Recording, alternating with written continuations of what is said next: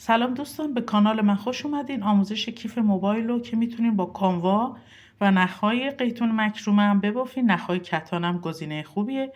بریم آموزشش رو ببینیم. حتما آموزش رو لایک کنین. سلام، امیدوارم حالتون عالی باشه. به کانال من خوش اومدین. ممنون میشم که اگر کانال رو میبینین، آموزش رو میبینین، حتما یه لایک بزنین و حمایت کنین.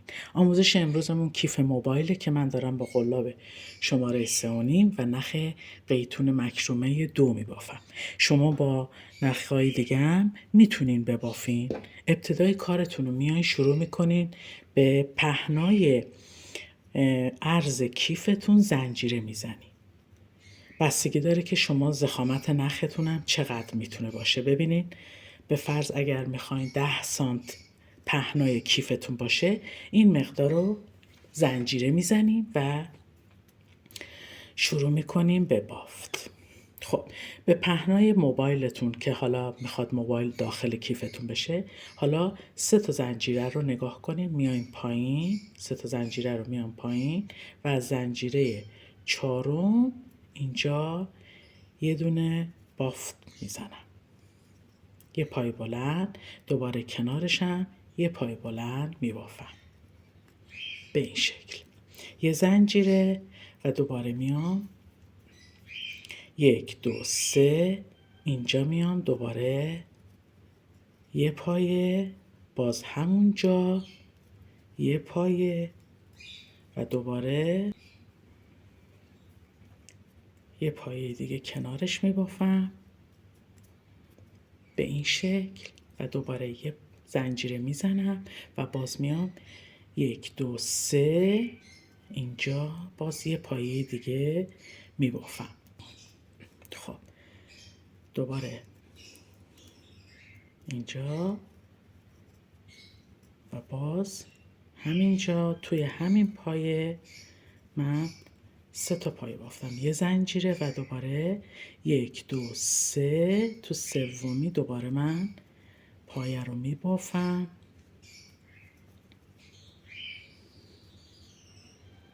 و اینم سومیش. دوباره میام یه زنجیره و با 3 تا پایه رد میدم تو پایان کارم. 1 2 و 3. خب ببینید، یه چنین بافتی داریم. حالا اینجا 1 2 3 4 تا زنجیره میزنم، برمیگردم. حالا میام فاصله این بافتامو اینجا رو دوباره شروع میکنم به همون 3 تا پای بافتم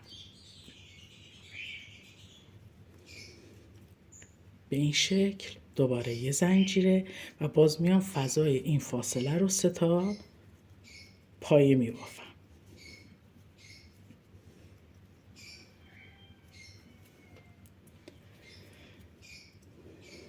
ببینید بافتمون این شکلی میشه. شما دوباره این کار رو ادامه میدین تا پایان رجتون. دوباره میام یه زنجیره و باز اینجا یه پایه بلند، کنارش هم 2 تا پایه بلند میبافم این شکلی.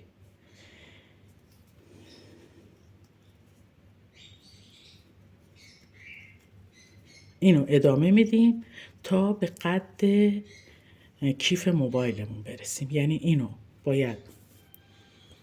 باید ببافیم تا به بلندی قد موبایلمون بشه. پس من الان اینجا یه زنجیره میزنم و میام تو پایان کارم اینجا یه دونه پایه میبافم به این شکل. حالا 3 تا زنجیره میزنی و باز میام اینجا سر این کار 3 تا پایه میبافم، یه زنجیره و باز توی فاصله زنجیره ها دارم پایه بلند میبافم. ببینید یه چنین شکلی رو ببافیم. وقتی که قد موبایلتون شد به این شکل در اومد، میاین دوباره از کناره ها شروع میکنین به بافت پای کوتاه. اینجا رو 2 تا پای کوتاه میزنی، روی این پایه رو 1 دونه پای کوتاه میزنی، به همین ترتیب اینجوری دور تا دوره کارتون رو پای کوتاه ببافین که لبه تمیزتری داشته باشه برای بافتی که میخوایم پای کوتاه ببافیم روش. ببینید به این شکل پای کوتاه بزنید طوری که کارتون جمع نشه. اگه فکر کردین جمع میشه اون قسمت رو پای کوتاه، مثلا ببینین الان تو این پایه رو وقتی میبینین 1 دونه جمع میشه 2 تا بزنین، 2 تا روی این، ببینین 1 دونه روی این، اینجوری پای کوتاه رو ببافین دور تا دور بافتتون رو. اندازه‌ای که برای موبایلتون بود و میبافین، دورش هم که یه ردیف پای کوتاه زدین. حالا میایین با رنگ سبز، حالا رنگی که دوست دارین، دوباره دور این بافتتون رو شروع میکنین با رنگ سبزم با پای کوتاه یه ردیف میبافین. کاملا که یه ردیف بافتین تو پای کوتاه ها،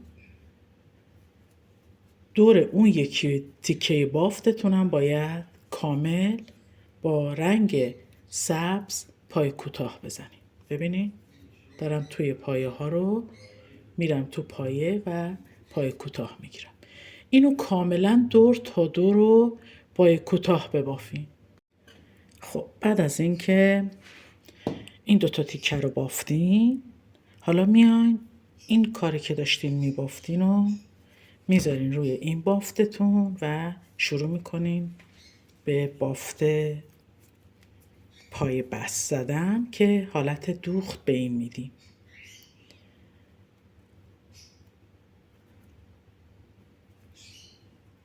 میذارم روی هم و شروع میکنم از این پایه اینجا و پایه بعدی این شکلی قلابو میبرم و اینو میارم یه بست میزنم. دوباره میرم توی بافت میگیرم دونمو و یه بست میزنم. توی پایه ها قلابو میبرم یه بست میزنم و به همین شکل این قسمت ها دوخته میشه. این قسمت رو میدوزیم میایم تا به این سمت برسین. قسمت دهانه کیف رو باید باز بذاریم. پس دور تا دور کار رو میبافین و قسمتی که برای دهانه کیفه این قسمت رو میتونین باز بذارین و نبافینش که قسمتیه که موبایل باید داخل بافت بره. واسه گل آفتاب گردونمون میایم یه حلقه جادویی میزنیم و ابتدای کارتون رو 2 تا زنجیره میزنین و بافت پایه متوسط رو توی حلقه 10 تا میزنین.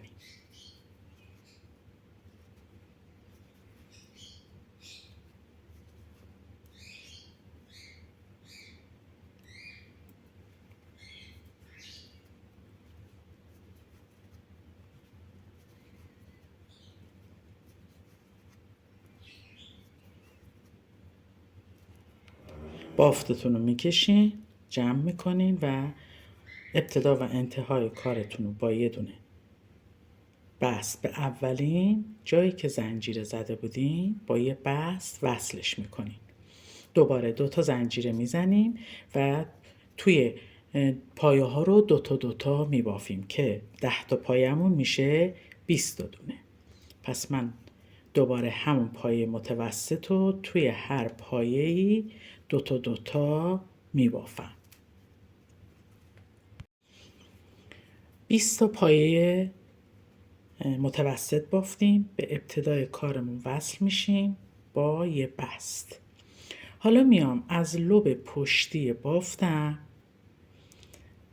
میگیرم و 20 تا دونه بافت میزنم. از لب پشتی دارم من بافت میزنم. نگاه کنین ببینید این نه این یکی از لب پشتی نگاه کنید، از لوب پشت، از جلو نه، از پشتی لوب پشتمو میگیرم و همون 20 پایه رو دارم میبافم.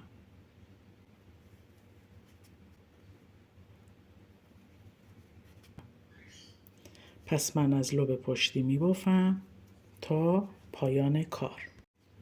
حالا میایم 3 تا زنجیره هامونو اول کارتون از لوب جلویی میبافین، از این لوب جلو نگاه کنین، از اینجا شروع میکنیم به بافت. میام توی پایه بعدی 3 تا زنجیره میزنم، یه پایه تزئینی میبافم، گره تزئینی میزنم و دوباره میام از لوب جلویی بافت پایه میزنم، بعد دوباره 3 تا زنجیره و تو پایه بعدی وصل میشم. ببینید به این شکل پایتون رو میزنین و دوباره 2 تا زنجیره میام تو پایه لوب بعدی، اینجا یه دونه پایه بلند و 3 تا زنجیره پایه گرد تزئینی و دوباره تو پایه بعد یه پایه و زنجیره رو میزنم و تو پایه بعدی بست میزنم. ببینید بافتتون رو اینجوری باید بزنید، دور تا دور بافتتون رو به این شکل با گلبرگای آفتابگردون میبافین. دوباره میگم اینو 3 تا زنجیره و یه دونه پایه تزئینی میزنم روی پایم، دوباره میام تو پایه بعدی یه دونه پایه و 2 تا زنجیره تو پایه بعدی وصلش میکنم. دوباره میام 2 تا زنجیره و باز همینطور تو این پایه و باز زنجیره و گره تزئینی رو میبافم تا پایان کارتون. اینو ادامه بدین که رجب بعد گلبرگ بعدی رو بگم. خب ردیف اول گلبرگ گل آفتابگردون رو بافتیم. حالا سری دوم ببینین وقتی که ما از لوب جلویی بافتیم، حالا باید توی این پایه های پشتی اینجا شروع میکنیم. ببینین 3 تا زنجیره میزنم، نخدار قلاب میام اینجا یه دونه پایه میبافم، دوبل میگیرم، دوباره پایه بعدی رم اینجا دوبل میبافم، سر دوبل اولی که بافتم گره تزئینیمو اینجا میبافم، این گره تزئینی اول. حالا دوباره دوبل میگیرم تو پایه بعدی و دوباره 1 2 زنجیره و میریم تو پایه بعدی، این بافتو انجام میدیم. ببینید گلبرگ بعدی ردیف بعد بزرگتر میشه چون 2 تا پایه دوبل داریم. پس اینو به این شکل دوباره براتون میگم 1 2 3. ببینیم پایه اولتون پایه بلنده، پایه دوم پایه دوبله و روی پایه دوبل اول یه پایه تزئینی میخوره، اینجا با یه بست میزنیم، دوباره دوبل میگیریم، میایم تو پایه بعدی پایه دوبل رو میبافیم و بعدش 1 2 3 تا زنجیره میزنیم و اینو وصل میکنیم با بست به این شکل. ببینین زیر درست این گلبرگا یه گلبرگ بزرگتر بافته میشه. پس این ردیف رو کامل با این بافت انجام میدیم. دوباره 3 تا زنجیره، پایه اولمون پایه بلنده، پایه بعد دوبله،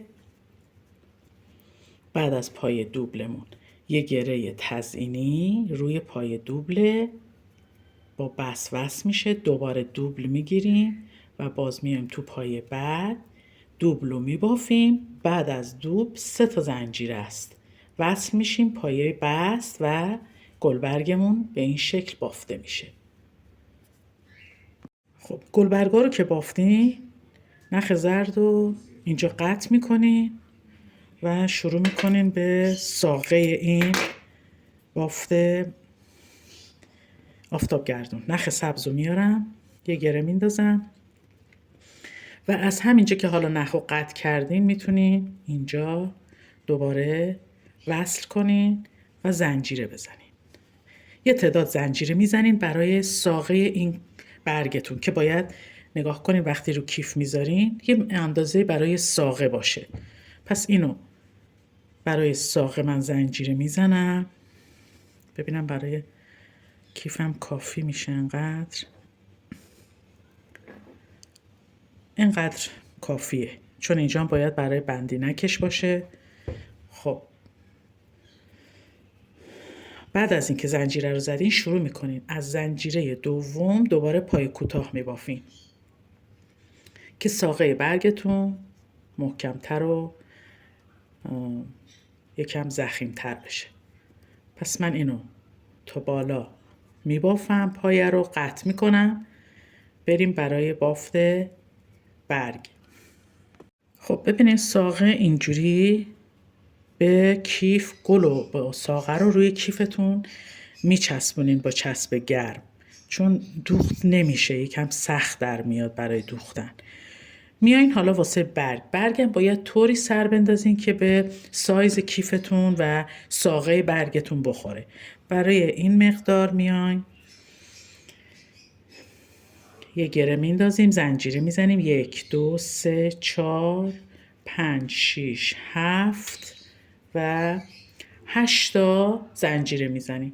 8 تا زنجیره رو میام شروع میکنم از پایه اولم، از زنجیره اولم و یه دونه پایه کوتاه، بعد یه پایه متوسط میزنم به این شکل، بعد میام یه پایه بلند میبافم، دوباره پایه بلند، باز بعدی هم پایه بلنده و بعدی میشه پایه متوسط و پایه کوتاه. اون سمت برگم باید همین شکلی ببافیم. پس الان این متوسط شد، اینجا میشه پایه کوتاه. حالا برگ بر میگرده، وقتی برگردوندیم یه زنجیره میزنیم، دوباره اینجا میشه یه پایه کوتاه، یه پایه متوسط، به همین ترتیبی که اون سمت بافتیم. دوباره اینجا میشه پایه بلند، پایه بلند و دوباره اینجا میشه پایه بلند. حالا اینجا میشه پایه متوسط و در آخر میشه پایه کوتاه. اینجا میشه پایه کوتاه، دوباره روی این آخرین قسمت برگمونم یه دونه پایه کوتاه میزنیم و برگ به این صورت بافته میشه. قسم افتاد. ببینید به این شکل میشه که اینم باز این سمت برگتون، ساقه برگ اینجا باید بچسبه. یه دونه دیگه از این میبافیم برای این سمت. بریم که بندینک دکمه کیفو بهتون بگم. برای بافت بندینکش ببینین شما باید یه از اینجا دوخت میزنین، میایین به این سمت، میاد روی کیف، یه دایره داره که توی دکمتون میفته. حتما دکمتون رو انتخاب کنین که چه اندازه است. بعد این مقدار جا دکمه که میخوایم روی کیف بزنیم انجام میدیم. پس میایم یه تعداد زنجیره میزنیم. ببینید تعداد زنجیرهایی که میزنین رو باید از اینجا قرار بدیم بیاین به این سمت. حالا این سمت رو میکنیمش جا دکمه. چجوری؟ یه تعداد زنجیرمون رو بیشتر میکنیم. حالا ببینین اینو باید گردش کنیم برای جا دکمه. پس شما هر چقدر که دکمتون رو میخواین بزنین گردی اینجا رو اندازش رو بزنین، بعد بیاین شروع کنین به پای کوتاه بافتن. پس من الان اینو به این صورت میزنم، میام تا اینجا و از اینجا شروع میکنم دوباره پای کوتاه. ببینید این میشه جا دکمه من حالا روی تمام پایه هامو اینجا رو زنجیره ها رو دارم پای کوتاه میبافم. ببینید توی پای کوتاه ها، توی پای زنجیره هامو پای کوتاه میزنم تا برسم به قسمت بالای زنجیره ها. اینجوری توی زنجیره ها پای کوتاه میزنیم.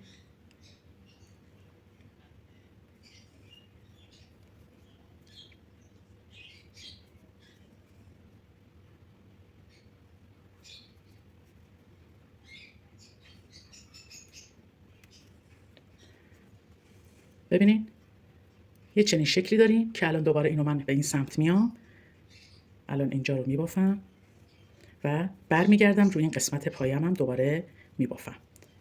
میام اینجا روی این قسمت توی پایه ها رو دوباره دارم بافت میزنم که بعد این قسمت بندینکمون یکم پهن بشه. این بند قسمت جادکمه و روی کیف قرار میگیره که دهنه کیف بسته میشه.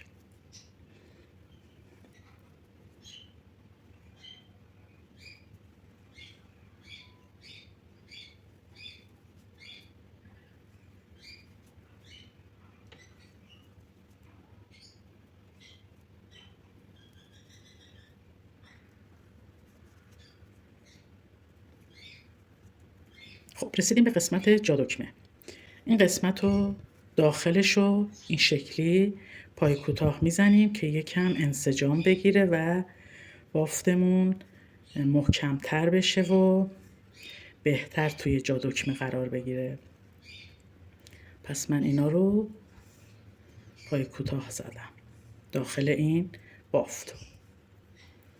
دوباره برمیگردیم روی بافتمون و این قسمت رو دوباره همون بافت رو انجام میدیم.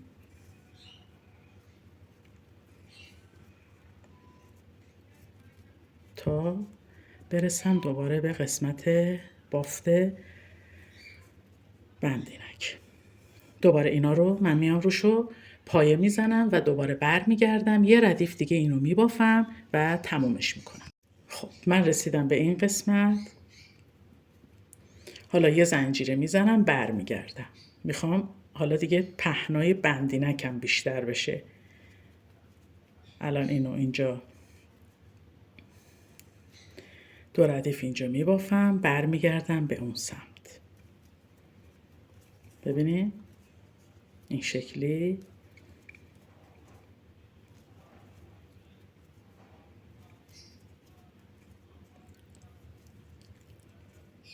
حالا میام ببینید میام دور بافت رو میبافم دیگه به داخل بافت کاری نداریم. ببینم دور بافتم این شکلی میام دور بافت رو میبافم. شما میتونین با کانوا این کیف رو ببافین، هیچ مشکلی نداره. من با نخ قیتون مکشومه بافتم. برای بند و برگ و اینام از مرسریزه دارم بافت میزنم استفاده میکنم. الان اینو دور رو بافتم. ببینید دارم میام این سمت بافت. دیگه این پهناشو خودتون میتونین محاسبه کنین ببینین که کافیه یا نه. ببینید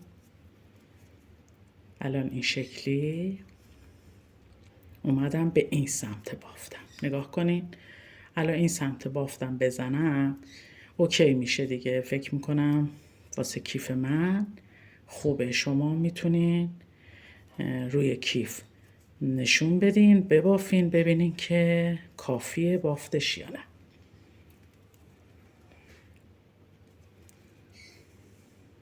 خب من رسیدم به پایان بافتم.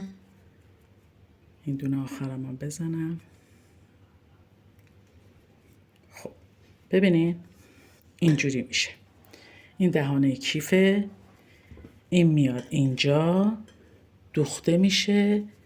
از اینجا اینجا رو میدوزین میاین روی این قسمت و برای اینم یه دکمه میدوزین دیگه. در نهایت هم برگ و آفتابگردون و اینا رو هم کنارهاش میچسبونین. یه دکمه کرم حالا یا سبز هر رنگی هم که دلتون خواست میتونین براش بذارین و استفاده کنین. امیدوارم که دوست داشته باشین. حتما کانالمون رو حمایت کنین.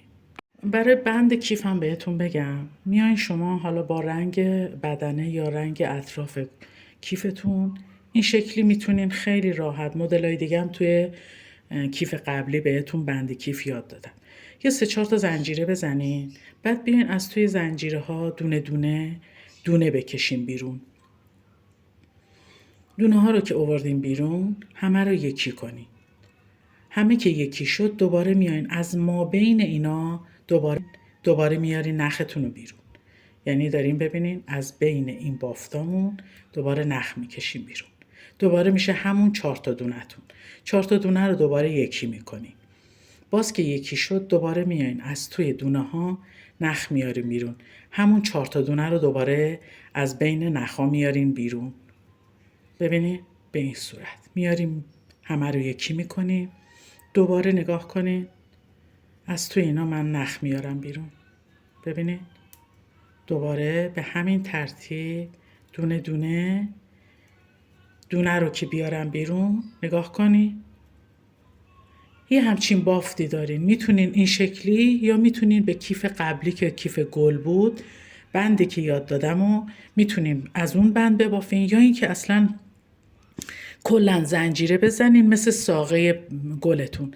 زنجیره به اندازه‌ای که دلتون میخواد بزنین. روی زنجیره ها رو یک بار پایه بلند ببافین. اینم پایه بلند یا پایه کوتاه ببافین. اینم میشه بند کیفتون که میتونین کنارها بدوزین، وصل کنین یا اینکه اگر دوست داشتین حلقه هایی برای کنار کیفتون بذارین. این آموزش بند بود.